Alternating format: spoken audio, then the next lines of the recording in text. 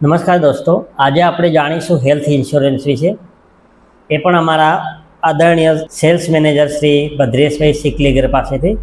તો ચલો જાણીએ હેલ્થ ઇન્સ્યોરન્સ વિશે પૂરી માહિતી. મારું નામ ભદ્રેશ સિકલીગર છે. છેલ્લા 10 વર્ષથી હું સ્ટાર હેલ્થમાં કામ કરી રહ્યો છું as a senior sales manager. મારી પાસે 60 એજન્ટો કામ કરે છે અને એવરેજ 7,500 થી 8,000 કસ્ટમરોને સર્વિસ આપી રહ્યો છું. કેમ છો? તબિયત પાણી? મને ભज्जी સાહેબે કાલે જ આપણે ફોન ઉપર વાત થઈ, તો તમે મને કીધું હતું કે 2 વાગે મળો, પણ સોરી આ વેધરના કારણે હું થોડો લેટ પડ્યો. જે પોલિસી જે કાલે મેં તમને સમજાવી હતી ને, એ હેલ્થ એશ્યોર્ડ પોલિસી જે સ્ટાર હેલ્થની, એમાં કેવું છે, કાલે જે મેં તમને ફોન પર ઘણું બધું સમજાવ્યું હતું, એમાં અનલિમિટેડ ટાઈમ ક્લેમ મળે છે. અનલિમિટેડ ટાઈમ ક્લેમનો મતલબ એ થયો કે તમે 5 લાખનો જે મેડિક્લેમ લો છો, ઠીક છે, કદાચ મહિનો 2 મહિના પછી કોઈ 3 લાખ રૂપિયાનો ખર્ચો આવી ગયો અને કંપનીએ તમને 3 લાખ રૂપિયા ચૂકવી દીધા, અઠવાડિયામાં જ ફરીથી કોઈ બીજો ક્લેમ આવ્યો, તો બીજી કેટલી રકમ તમે યુઝ કરી શકો? જેમ કે સ્ટાર્ટિંગમાં 3 લાખ તો તમને આપી દીધા છે, બચ્યા 2 લાખ, ઠીક છે. બીજો ક્લેમ આવ્યો તો 2 લાખ જ મળશે? નહીં, ફરીથી 5 લાખ. તમે અને તમારું ફેમિલી આખા વર્ષ દરમિયાન 10 વાર હોસ્પિટલમાં એડમિટ થશો. 10 વાર હું તમારી જોડે 5 લાખ રૂપિયા લઈને ઊભો હોઈશ. એને કહેવાય છે અનલિમિટેડ ટાઈમ ક્લેમ.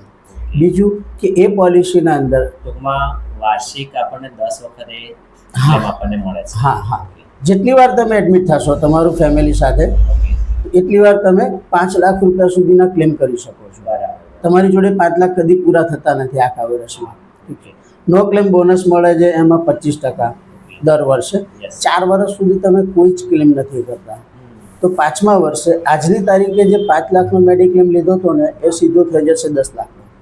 અને 5મા વર્ષે માની લો કે કદાચ કોઈ 9 લાખ રૂપિયાનો એક સિંગલ ક્લેમ આવી ગયો, સિંગલ ક્લેમ, તો એ પણ તમે ક્લેમ મળી શકે છે, ક્લેમ કરી શકો છો. અને એ ક્લેમ તમને કંપની ચૂકવી દીધા બાદ પણ એ જ અઠવાડિયામાં ફરીથી એ જ વ્યક્તિને એ જ બીમારી માટે એડમિટ કરવો પડ્યો, અથવા તો ફેમિલી મેમ્બરમાંથી કોઈ બીજા વ્યક્તિને એડમિટ કરવો પડ્યો, તો ફરીથી બીજા 5 લાખ તમે યુઝ કરી શકો છો. કેટલા વ્યક્તિઓ માટે આપણે કરી શકીએ છીએ? આમ તો આ પોલિસીમાં પતિ, પત્ની, 3 બાળકો, સાસુ, સસરા અને મમ્મી પપ્પા, સમગ્ર પરિવાર 9 જણાને એક પોલિસીના અંદર કવર થઈ શકે છે, જો કરવું હોય તો.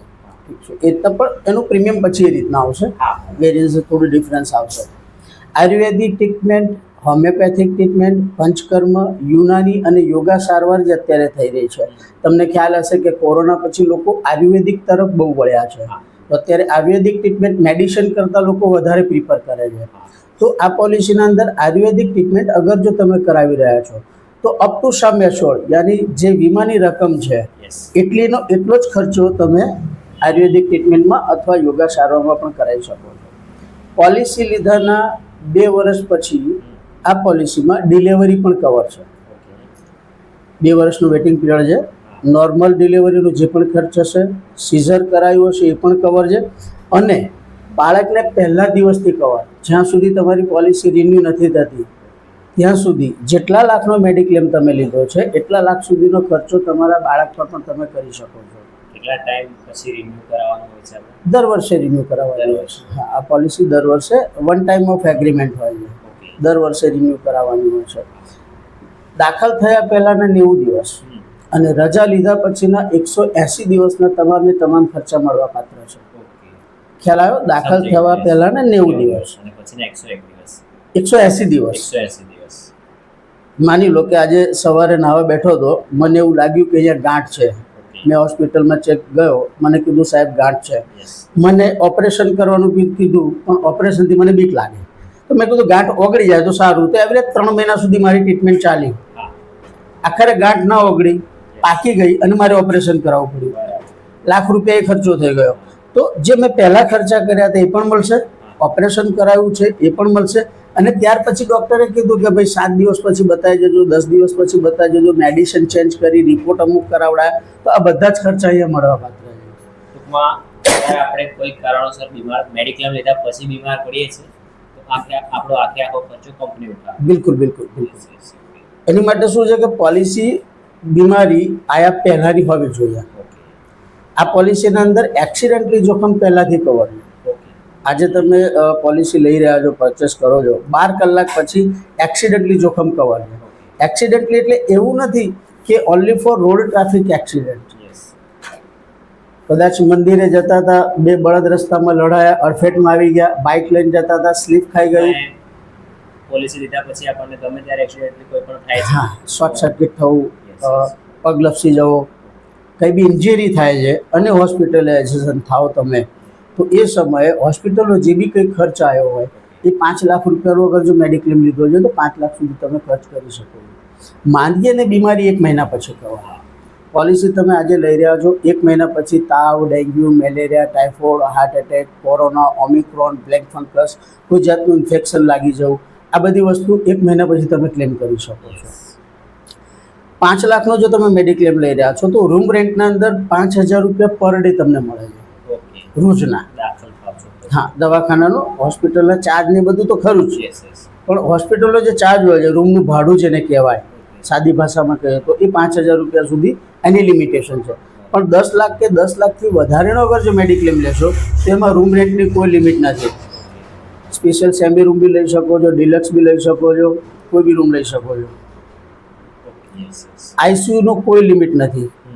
કદાચ મેટ્રો સિટીમાં જાઓ તો પર ડે આઈસીયુ ચાર્જ 20,000 બી હોય, હા. 18,000 બી છે, ઘણી જગ્યાએ 15,000 ને 12,000 બી છે. તો આઈસીયુ ચાર્જ પણ તમને અહીંયા એની કોઈ લિમિટ નથી, પૂરેપૂરો મળી શકે છે. આજે આપણે કોઈ પણ બીમાર પડીએ છીએ તો એ કોઈ પણ દવાખાનામાં ઉપલબ્ધ હોય છે સેવાઓ. હા, અહીંયા કંપનીના 17,500થી વધારે હોસ્પિટલો છે. ઓકે. ઠીક છે, કંપની સાથે એનું ટાઈઅપ છે. એ કેશલેસ હોસ્પિટલ કહેવાય. ઓકે. ત્યાં ગાડી કેસ કાઢવાના બી પૈસા નથી થતા. Yes yes. અહીંયા તમે 3 રીતે ક્લેમ લઈ શકો છો. એક તો કેશલેસ, કે જે તમે મને પૂછ્યું કે કોઈ બી હોસ્પિટલ ચાલે, તો હા, એમાં 17,500થી વધારે જે હોસ્પિટલો છે એ હોસ્પિટલ કેશલેસમાં ચાલશે, જ્યાં એકે પૈસો કાઢવાની જરૂર નથી. આપણું દાહોદના અંદર 2 હોસ્પિટલ છે, ગોધરામાં 4 હોસ્પિટલ છે, લુણાવાડામાં 1 હોસ્પિટલ છે જે કેશલેસ છે. જ્યાં કેશલેસ નથી, તમારું ફતેપુરા, અત્યારે આપણે બેઠા છીએ અહીંયા, આ ફતેપુરાનું કોઈ હોસ્પિટલ હોય અને કદાચ તમે ત્યાં એડમિટ થઈ રહ્યા છો, તો એ ત્યાં આગળ જે એડમિટ થાવ છો, જે સારવાર તમે લઈ રહ્યા છો, તો એની અહીંયા તમે ફાઇલ તૈયાર કરીને આપશો, એને રિમ્બર્સમેન્ટ ક્લેમ કહેવાય. એ ફાઇલ તૈયાર કરીને આપશો, એ ફાઇલ અમે લોકો, મારા એજન્ટ છે બચ્ચીભાઈ બામણિયા, તમે એમને આપશો અથવા મને આપશો, તો અમે લોકો એના ફોર્મ ફિલઅપ કરી, ફાઇલ કમ્પ્લીટ તૈયાર કરી અને કંપનીમાં સબમિટ કરાવીશું. ત્યાંથી એને અપલોડ કરવામાં આવશે અને એવરેજ 20થી 22 દિવસના અંદર એ એનઈએફટી દ્વારા એમાઉન્ટ તમારા એકાઉન્ટમાં ટ્રાન્સફર થશે. એ રિમ્બર્સમેન્ટ થયો. અને ત્રીજી પદ્ધતિ એ છે કે માની લો કે તમારું ફતેપુરાનું જ હોસ્પિટલ છે જ્યાં તમારે સર્જરી કરાવી છે, જે હોસ્પિટલ કંપનીનું ટાઈઅપ નથી, ડૉક્ટરે તમને 2 લાખ રૂપિયા ખર્ચો બી કીધો છે, તમારી પાસે 2 લાખ રૂપિયા પૂરતા નથી, પણ મેડિક્લેમ પોલિસી છે સ્ટાર હેલ્થની એશ્યોર્ડ પ્લાન. તમે અઠવાડિયા પહેલાં કંપનીને જાણ કરો, અમારા એજન્ટને જાણ કરો, મને જાણ કરો કે સાહેબ મને આ હોસ્પિટલના અંદર આ ડૉક્ટરે 2 લાખ રૂપિયા ખર્ચો કીધો છે, મને આ બીમારી છે, ઓપરેશન કરવાનું કીધું છે. અમે લોકો અમારી કંપનીને જાણ કરીશું, અમારી કંપની હોસ્પિટલના માર્કેટિંગ કરશે, એના સંપર્કમાં આવશે. તમારું જે 2 લાખનો ખર્ચો કીધો છે ડૉક્ટરે, એ એક પેકેજ ફિક્સ કરશે. એ પેકેજ ફિક્સ કર્યા પછી કંપની તમને ફોન કરીને કહેશે કે ભાઈ જાઓ ત્યાં તમે ઓપરેશન કરાવી દો, ત્યાં 1 રૂપિયા આપવાની જરૂર નથી. અહીંયા 3 રીતે તમે ક્લેમ લઈ શકો છો.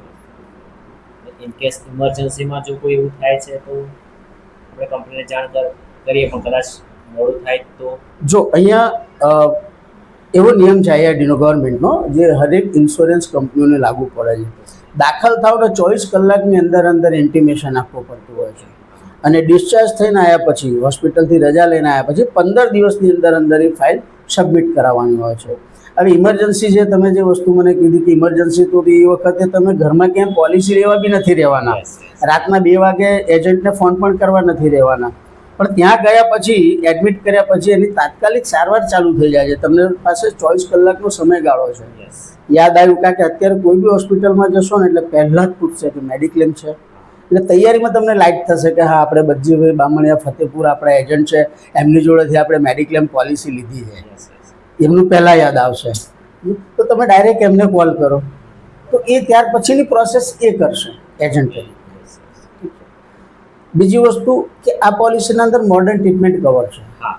મોડર્ન ટ્રીટમેન્ટ જે અત્યારે ભારતમાં 16 જાતની મોડર્ન ટ્રીટમેન્ટ થાય છે. કાલે જે રીતના આપણે ડિસ્કસ થઈ કે કેન્સરવાળા લોકોને અત્યારે કિમિયોથેરાપી નથી આપતા, ઓરલ કિમિયોથેરાપી આપે છે. લુણાવાડાના અમુક હોસ્પિટલ છે, બરોડા અમદાવાદનું હોસ્પિટલ કે જ્યાં રોબોટ સર્જરી કરે છે પેનનું, તો એ રોબોટિક સર્જરી પણ આમાં કવર છે. તો એ પણ તમે ટ્રીટમેન્ટ કરાવડાવી શકો છો. બીજું કે હોમ કેર ટ્રીટમેન્ટ આમાં કવર છે. હોમ કેર ટ્રીટમેન્ટ એક એવી ટ્રીટમેન્ટ છે કે અમુક બીમારી, અમુક સર્જરી એવી હોય છે કે હોસ્પિટલમાં પેશન્ટને એડમિટ કર્યા પછી 6 દિવસ 7 દિવસ બાદ એને રજા આપી દેવામાં આવે છે. રજા આલ્યા પછી બી એવરેજ 6 મહિના 4 મહિના સુધી એની સારવાર ચાલુ હોય છે ઘરે રહીને. તો એ ખર્ચા પણ અહીંયા તમને મળવાપાત્ર છે. સરસ. ઠીક છે. ડિલિવરી બી આમાં કવર છે, મોડર્ન ટ્રીટમેન્ટ કવર છે, હોમ કેર ટ્રીટમેન્ટ કવર છે. મતલબ આ પોલિસી લીધા પછી એવું કહેવાય ને કે નો ક્લેમ બોનસ મેં જે તમને કીધું હા, યસ, સમજાઈ ગયું. 25%, યાની 5 લાખની લો છો 10 લાખની તો થઈ જ ગઈ. હા, તો બહુ જબરજસ્ત પોલિસી છે. અને તમે જે ડિસિઝન લીધું છે કે આ ઉંમરના અંદર મેડિક્લેમ હવે ખરેખર જરૂરી છે, કારણ કે મેડિક્લેમ પોલિસીના અંદર ગવર્મેન્ટના નોર્મ્સ પ્રમાણે મોરાટોરિઝમ બેનિફિટ જેને કહેવાય, ઘણા બધા લોકોને આ બેનિફિટ ખબર નથી, મોરાટોરિઝમ બેનિફિટ. યસ. તો મારે બધાની વસ્તુ કહેવી છે કે મોરાટોરિઝમ બેનિફિટ એક એવો બેનિફિટ છે કે જે હરેક ઇન્સ્યોરન્સ કંપનીના અંદર તમે જે કંપનીની પોલિસી લઈ રહ્યા છો એ કંપનીમાં 5 વર્ષ અથવા 5 વર્ષ કરતાં વધારે પોલિસી કન્ટિન્યુ રાખો છો અને એ સમયે અગર જો કોઈ ક્લેમ આવે છે તો કોઈ પણ કંપની કોઈ પણ જાતનું ઇન્વેસ્ટિગેશન, કોઈ પણ જાતની ક્વેરી વગર ઇઝીલી તમારો ક્લેમ સેટલ કરે છે. તમારો પોતાનો અને મોરાટોરિઝમ તમને કડાણા અંદર સ્કૂલમાં હું જ્યારે પોલિસી વેચવા ગયો હતો એક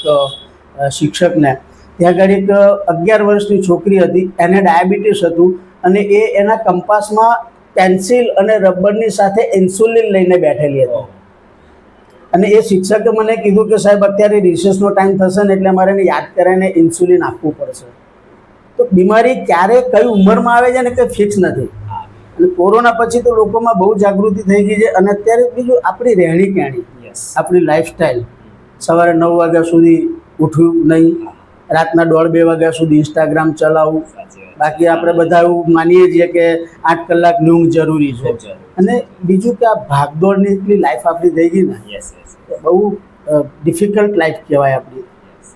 અને હરેક વ્યક્તિને હું તો કહું છું, જ્યારે બી હું પોલિસી માટે કોઈ કસ્ટમરને મળું છું તો જીવનમાં એક સારામાં સારો જીવન વીમો હોવો જોઈએ. લાઈફ ઇન્સ્યોરન્સ એવરેજ ઓછા પ્રીમિયમમાં 1 કરોડ, 2 કરોડ, 50 લાખ તમારી જે ઇન્કમ હોય એ પ્રમાણેનું તમારું એક લાઈફ ઇન્સ્યોરન્સ હોવો જોઈએ. બીજો આખા ફેમિલીનો એક મેડિક્લેમ હોવો જોઈએ સારામાં સારો. યસ. અને ત્રીજી વસ્તુ જે છે મેન, એક સારામાં સારો પર્સનલ એક્સિડન્ટ પોલિસી હોવો જોઈએ. અનફોર્ચ્યુનેટલી ગમે ત્યારે થઈ શકે છે. અત્યારે કેવું છે, નોર્મલી છોકરું પણ સ્કૂલે જાય ને તો એક બાઇક લઈને જતું યસ, હોય. Yes, yes. આપણા ફેમિલીમાં આપણી વાઈફ છે અથવા આપણી મધર છે, બજારમાં ક્યાંય જવાનું તો એક્ટિવા લઈને જાય છે. તો જેટલું આપણું રિસ્ક છે એટલું એમનું પણ છે. યસ.